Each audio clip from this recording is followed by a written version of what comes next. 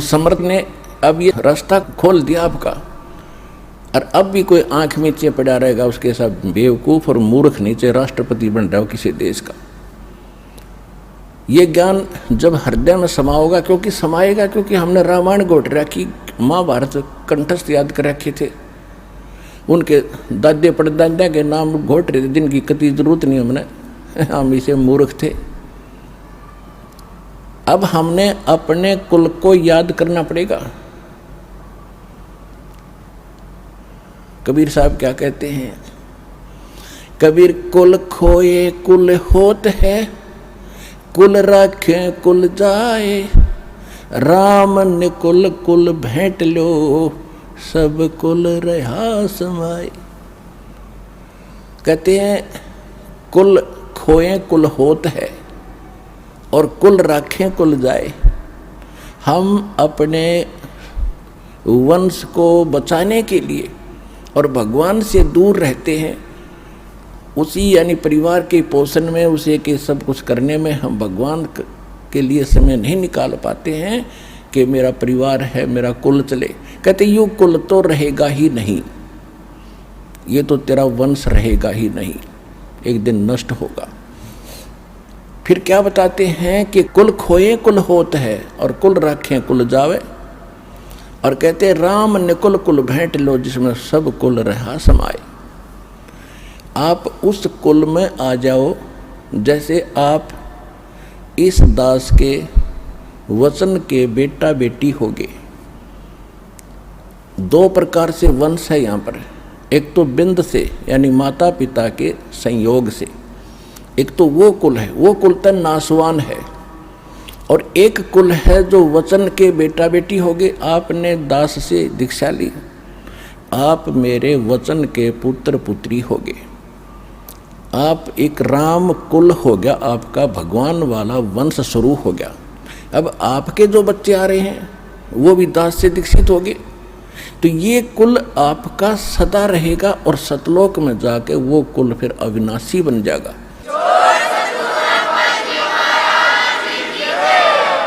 तो यहाँ परमात्मा कहते हैं कुल खोए कुल होत है, यानी उस कुल को भूलांगे और भगवान की तरफ हम समर्पित होंगे, और कुल रखे कुल जाए, और राम निकुल कुल भेंट ले, जिसमें सब कुल रहा समाए। तो परमात्मा हमें याद दिलाते हैं कि तुम इस काल के जाल में फंस के, अज्ञान काल ने तो अज्ञान भरवा रखा पूरे विश्व में, अब इस काल के बाड़े को कैसे तोड़ा जाएगा। अभी तो इस बाड़े से को तोड़ा है, लेकिन और भी शेष जितना स्थान है, जैसे पृथ्वी पर तोड़ दिया तो स्वर्ग इसी का है, आपने पुण्य अच्छे कर रखे स्वर्ग में, वो भी एक इसी कसाई का ही बाड़ा है, वो भी एक जेल है, मूर्ख बनाकर वहाँ रखता है। आपके पुण्यों को खुद किसी में 10%, किसी में 20% आप पर टैक्स लेता आपके पुण्यों से, तब ये अपना गुजारा चला रहा है यहाँ पर 21 ब्रह्मांड को। और जब आपके वहाँ पुण्य खत्म हो जाते हैं, नीचे पटक देता है, फिर कमाओ। तो परमात्मा ने आके इसका सारा इंद्रजाल समझाया है और फिर हमें बताया है। अब ये विश्वास करने के लिए कि हम कैसे विश्वास करें कि जो भक्ति हम कर रहे हैं ये श्रेष्ठ है, या हमें जो ज्ञान प्राप्त है ये सबसे उत्तम है। तो इसके लिए दास ने बताया कि सबसे पहले आपको अपने सद्ग्रंथों पर विश्वास करना होगा, और सद्ग्रंथ बता दिए हैं सूक्ष्म वेद, चारों वेद, श्रीमद् भगवद गीता, ये हैं परमात्मा पाने और अध्यात्म ज्ञान को जानने के। उसके बाद जो पुराण है, 18 पुराण है, उपनिषद है।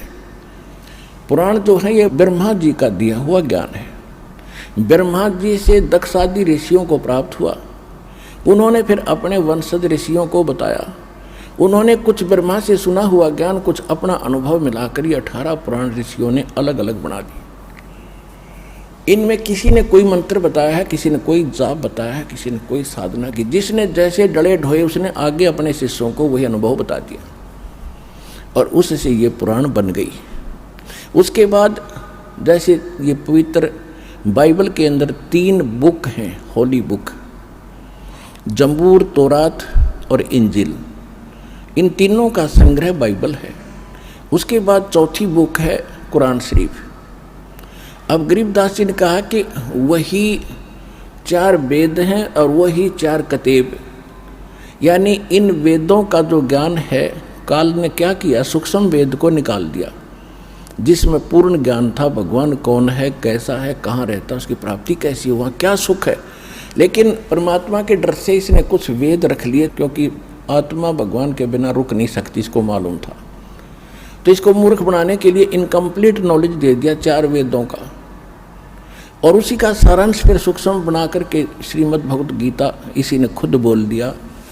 कुछ वेदों का ज्ञान, कुछ युद्ध कराने के लिए इसने अपनी बकवाद भी इसमें साथ में भर दी श्रीमद् भगवत गीता में।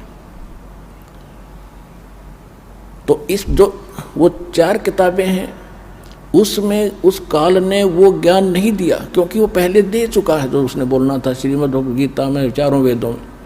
उसके बाद उसने अक्षेत्र वाइज जैसा भी उनको सेटिंग करनी थी उसी तरह की ज्ञान दे दिया कि ये पड़े रहें और यहाँ दो, कुछ भी खाओ पियो, कुछ भी करो, अपने कर्म फोड़ो।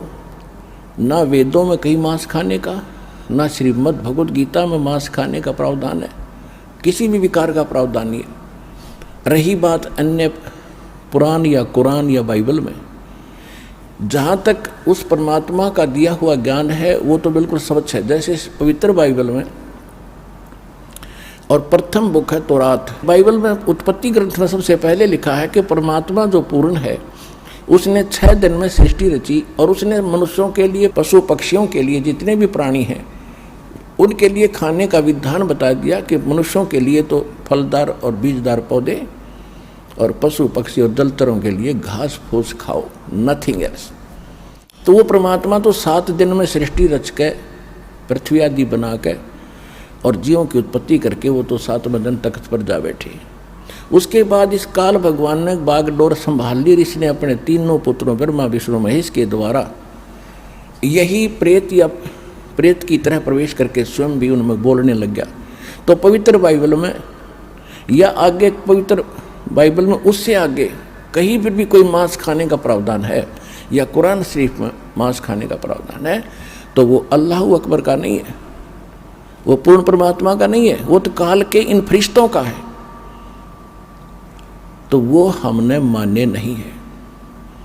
तो इसी प्रकार जो मूल ग्रंथ हैं परमात्मा पाने के, वो 4 वेद और श्रीमद् भगवत गीता, और नहीं है। या तो परमात्मा वाला सूक्ष्म वेद तो वो तो अलग ही है, लेकिन जो आप जिस पर विश्वास अधिक करते हो उनमें से ये है मार्ग, ये है वो ग्रंथ। और इनमें कौन से मंत्र हैं परमात्मा पाने के? ओनली ओम मंत्र है 4 वेदों में और श्रीमद् भगवत गीता। उसके साथ साथ उन्होंने एक ऑप्शन भी छोड़ा है गीता ज्ञानदाता ने कि कंप्लीट स्पिरिचुअल नॉलेज परमात्मा स्वयं आकर बोलता है अपने मुख कमल से। श्रीमद् भगवत गीता अध्याय नंबर 4 के श्लोक नंबर 32 में। इसमें यहाँ इन अज्ञानी अनुवादकर्ताओं ने, गीता अनुवादकर्ताओं ने अज्ञान भर दिया, जहाँ इनकी बुद्धि स्लप करगी, काम नहीं करा, क्योंकि ज्ञान तो इनको था ही नहीं। उसमें लिख रहा एक ब्रह्मणे मुखे शब्द है, ब्रह्मणे मुखे, 4थे अध्याय के 32वें श्लोक में। इन्होंने यहाँ अनर्थ कर दिया, ब्रह्मणे मुखे का अर्थ कर दिया वेद की वाणी, ब्रह्म का अर्थ वेद कर दिया ब्रह्मणे का।